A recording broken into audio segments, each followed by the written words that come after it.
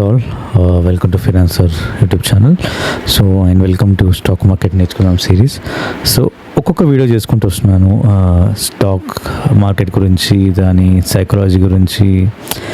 అంటే మెయిన్ నా ఇంటెన్షన్ ఏంటంటే స్ట్రాటజీ సింపుల్గా ఉండాలి, సైకాలజీ స్ట్రాంగ్గా ఉండాలి. అదే ప్రతి వీడియోలో చెప్తూ వస్తున్నాను. సో ఇప్పుడు ఈ వీడియోలో ఇంపార్టెంట్గా డిస్కస్ చేసుకోవాల్సింది స్టాక్ సెలెక్షన్ అనమాట. ట్రేడింగ్ చేసేటప్పుడు స్టాక్ సెలెక్షన్ కూడా చాలా ఇంపార్టెంట్. ఓకే, జనరల్లీ చాలామంది ట్రేడర్స్ ఏం చేస్తారంటే, ఎక్స్పీరియన్స్ ట్రేడర్స్ ఒక స్టేజ్ వచ్చాక only Nifty or bank Nifty పట్టుకుంటారు, సరిపోతుంది ఇంకా ఈ ట్రేడ్. ఇంకా ఇంతకు మించి కొత్త కొత్త స్టాక్స్ వెతకాల్సిన, ట్రేడింగ్ చేయాల్సిన అవసరం లేదు.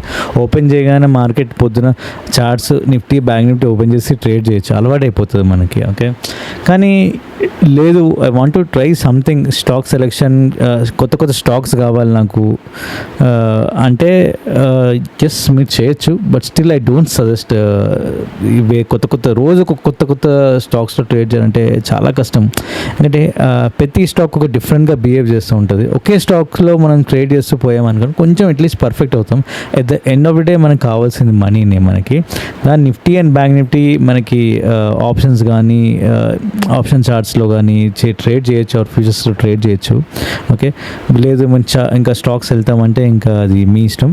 బట్ ఆ స్టాక్స్ ఎలా వెళ్ళాలని డిస్కస్ చేస్తాను. నేను కెరీర్ స్టార్టింగ్లో నిఫ్టీ బ్యాంక్ నిఫ్టీ వదిలేసేసి నేను స్టాక్స్ మీద ఫోకస్ చేశాను. స్టాక్స్ ఎలా సెలెక్ట్ చేయాలి ఏంది అని చేస్తున్నప్పుడు మెల్లమెల్లగా నాకు ఫస్ట్ న్యూస్ బేస్డ్ ట్రేడింగ్ తీసుకునేవాడిని. ఇవాళ స్టాక్ గుడ్ న్యూస్ వచ్చింది అనుకోండి, పెరుగుతుంది అనుకునేవాడిని. కానీ ఒకవేళ పెరుగుతుందని బై చేస్తా కదా, కానీ కింద పడుతుంది, సెల్, లాస్. సో ఇట్లా న్యూస్ బేస్ తీసుకొని చాలా లాస్ అయింది. దాని తర్వాత మెల్లగా స్కానర్స్ అని ఉంటాయి మనకి. ఓకే, స్కానర్స్, స్పైడర్ అనే ఒక స్కానర్ ఉంటుంది. ఓకే, వాళ్ళ దగ్గర కూడా బ్యాడ్ ఎక్స్పీరియన్స్ అనమాట. వాళ్ళు ఒక సాఫ్ట్వేర్ని 20,000, 30,000, 40,000 అమ్ముతారు. కానీ ఈ స్కానర్లో చాలా స్ట్రాటజీస్ ఉంటాయి. అంటే ఇండికేటర్స్ బేస్ మీదే, మనకి ప్రైస్ యాక్షన్ ఉండవు. ఇండికేటర్ బేస్ అంటే ఇక్కడ ఏం జరుగుతుందో అదే చెప్తుంది ఇండికేటర్. ఓకే, ఒక సిగ్నల్ లాంటిది.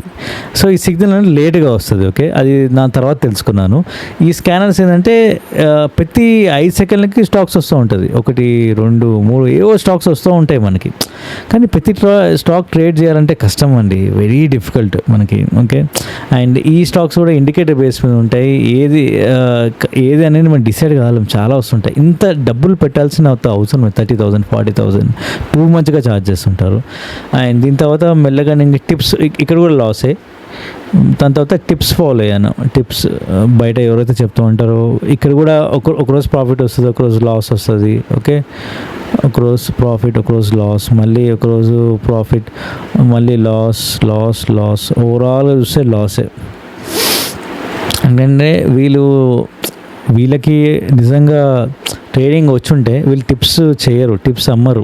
ఓకే, సో అది నాకు చాలా కాలం తర్వాత తెలిసింది ట్రేడ్ చేసినాక. ఇవన్నీ లాస్ అయినాక కానీ నేను ఒకటే డిసైడ్ అయ్యాను, సింపుల్గా ఉండాలి నా స్ట్రాటజీ, స్టాక్ సెలెక్షన్ సింపుల్గా ఉండాలి అని డిసైడ్ అయ్యాను. అట్లా మెల్లమెల్లగా ఎక్స్ప్లోర్ చేస్తున్నప్పుడు ఎన్ఎస్సి వెబ్సైట్ ఉంటుంది మనకి. ఎన్ఎస్సి వెబ్సైట్లో టాప్ లూజర్స్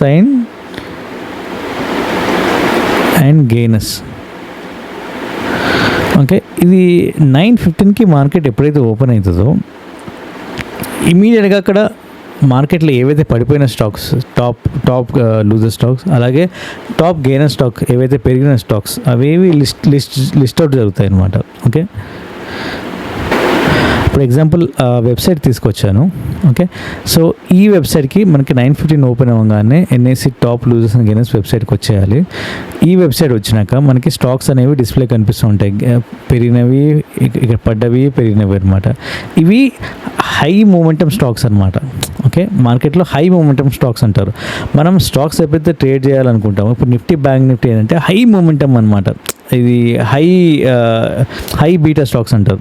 మూమెంటం బాగా ఉంటుంది అనమాట, సడన్గా పెరుగుతూ ఉంటాయి మూమెంటం స్టాక్స్. ఇట్లాంటి స్టాక్స్లో ట్రేడింగ్ చేయాలి, అంతేగాని డల్ స్టాక్స్లో ట్రేడ్ చేయకూడదు మనకి.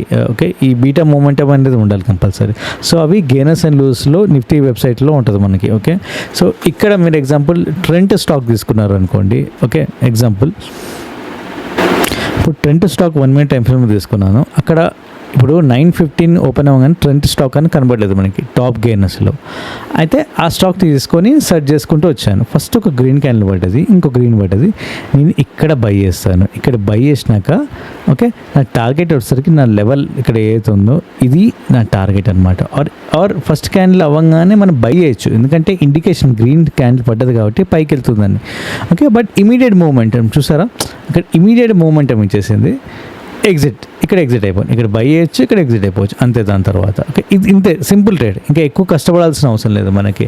ఎక్కడెక్కడో స్కానర్స్కి వెళ్ళి మనకి వేల డబ్బులు తగలబెట్టాల్సిన అవసరం లేదు. నేను చాలా వేస్ట్ చేశాను అట్లా. ఈ చాలా వేస్ట్ చేసినాక చాలా ట్రయల్స్ అండ్ ఎర్రర్స్ తర్వాత నాకు అర్థమైంది.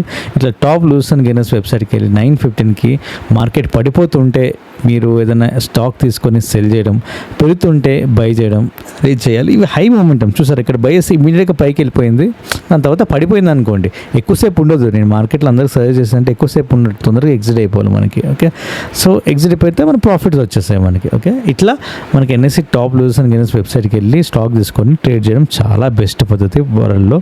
ఇదే గుర్తుపెట్టుకోండి, ఇంత మించి ఇంకేం లేదు ఇంకా. ఓకే, కొత్త స్టాక్స్ వెతుకుంటూ పోవడం అంటే కష్టం. ఓకే, ఇవి కూడా మోస్ట్ స్టాక్స్ రిపీట్ అవుతూ ఉంటాయి మనకి. నిఫ్టీ 50 సెలెక్ట్ చేసుకుంటారు, నిఫ్టీ 500 సెలెక్ట్ చేసుకుంటారు అనేది మీ ఇష్టం, ఇంకా మీ ఓపిక. ఓకే, సో ఇది ఇలా ట్రేడ్ చేయాల్సిన పద్ధతి.